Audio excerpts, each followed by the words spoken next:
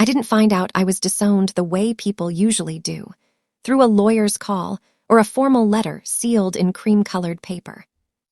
I found out through Facebook. A smiling photo of my mother and my younger brother sat at the top of my feed.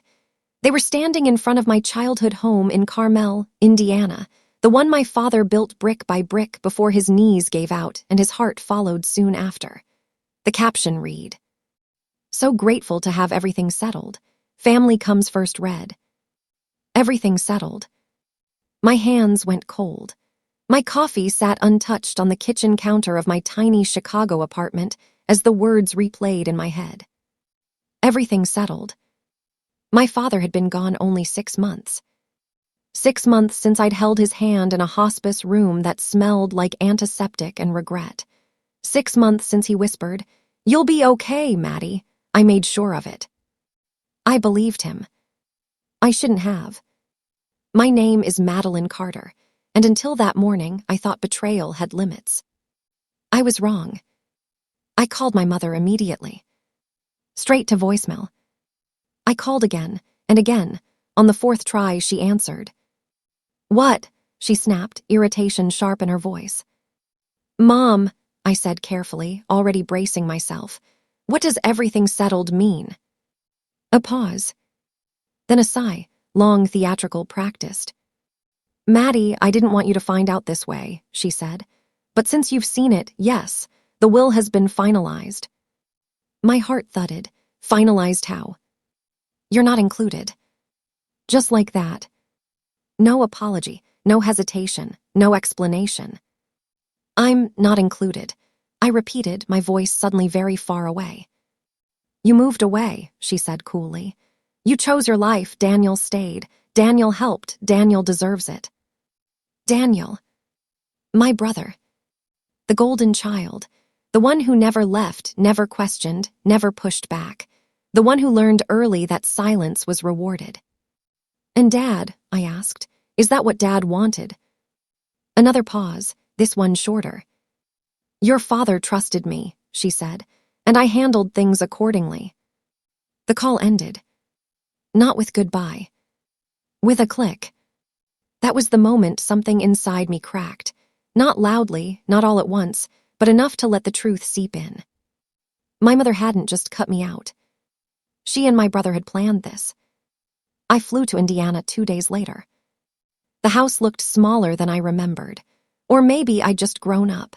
The maple tree Dad planted when I was 10 still leaned left, its branches scraping the roof like it always had. Daniel's truck sat in the driveway. Of course it did.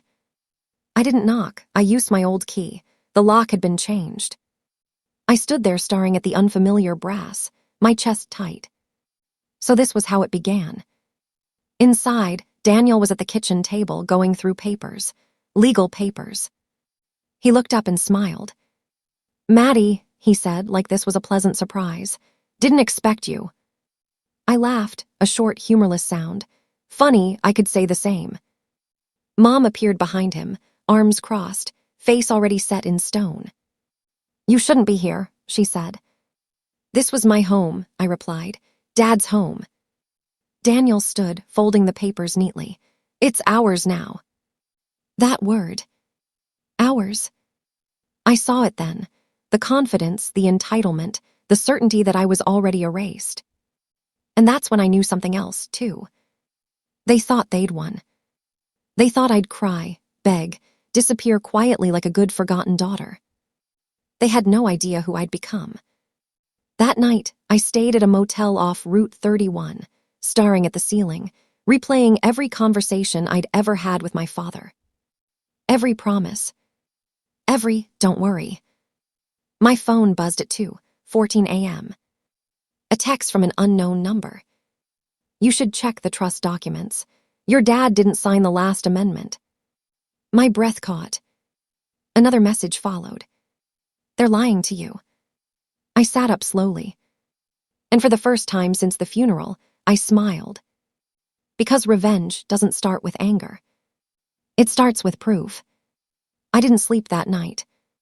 The motel clock blinked 3:07 a.m., then 3:42, then 4. 11, each minute heavier than the last. My phone sat on my chest like a loaded weapon. Your dad didn't sign the last amendment. I replayed that sentence over and over. My father was many things, quiet, stubborn, deeply loyal, but careless with paperwork wasn't one of them.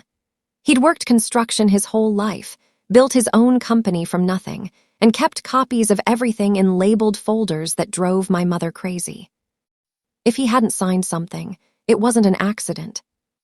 At 6:18 a.m., I finally texted back. "Who is this?" The reply came almost instantly. "Someone who watched your mother panic when your father refused to change the trust. Meet me at Harold's Diner, 9 a.m. Ask for Ellen." Harold's Diner hadn't changed in 30 years. Same cracked vinyl booths, same burnt coffee, same smell of grease and nostalgia. Ellen was already there. She was in her late 60s, silver hair pulled back, posture straight. She wore glasses on a chain and had the calm presence of someone who had seen everything and feared nothing. "I was your father's paralegal," she said without preamble, "and his friend." My throat tightened. "He suspected them," she continued. "Your mother and Daniel, months before he died." She slid a thick manila envelope across the table. Inside were copies, emails, unsigned amendments, handwritten notes in my father's unmistakable blocky handwriting. One note stopped my breath entirely. "If anything happens before Maddie is told the truth, this stays invalid. Original trust stands." I pressed my fingers to my mouth. "The original trust," Ellen said gently, "split everything equally between you and Daniel. The house, the company, the investment accounts, everything." "What about the amendment Mom filed?" I asked. Ellen's lips thinned. "Forged signature, wrong witness, filed after your father was already sedated." My hands shook. "They committed fraud," I whispered. "Yes," she said, "and worse, they thought no one would challenge it." I met her eyes. They were wrong. For the next 3 months, I became invisible. I returned to Chicago. I didn't call. I didn't post. I let my mother believe she'd crushed me. Meanwhile, Ellen introduced me to a probate attorney who specialized in inheritance fraud and elder financial abuse. We built the case quietly, brick by brick, bank timestamps, medical records, witness statements, and the forged amendment itself. Daniel grew comfortable. Too comfortable. He started spending money that wasn't legally his. New truck, new girlfriend, renovations to the house. My mother bragged at church about how well Daniel was doing. Every receipt became evidence. Every boast became a weapon. The hearing was scheduled for a Tuesday morning. My mother arrived in pearls and confidence. Daniel smirked. They didn't even look at me when I took my seat. That was their last mistake. The end, when silence breaks. The judge didn't raise his voice. He didn't need to. He read the findings slowly, methodically, each word landing like a hammer. "The amended trust is declared invalid." My mother stiffened. "Evidence supports forgery, coercion, and fraudulent filing."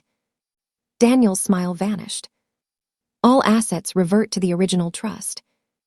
I exhaled for the first time in months. But the judge wasn't finished. "Additionally, this court refers the matter for criminal investigation." My mother gasped. Daniel stood abruptly. "This is ridiculous." "Sit down," the judge snapped. My mother looked at me then. Really looked. And for the first time, she was afraid. Daniel took a plea deal. My mother avoided prison due to her age and community standing, but the court ordered financial penalties, public record filings, and restitution. The church stopped inviting her. The friends stopped calling. The house, my father's house, was sold. I kept one thing: the maple tree. I had it transplanted to a small piece of land I bought outside Chicago. Daniel never spoke to me again. My mother sent one letter. It wasn't an apology. I burned it. Sometimes people ask me if the revenge was worth it. I tell them this: I didn't destroy my family. I refused to let them destroy my father's truth. And when I sit on my porch beneath that crooked maple tree, listening to the wind scrape its branches the way it always has, I know I won. And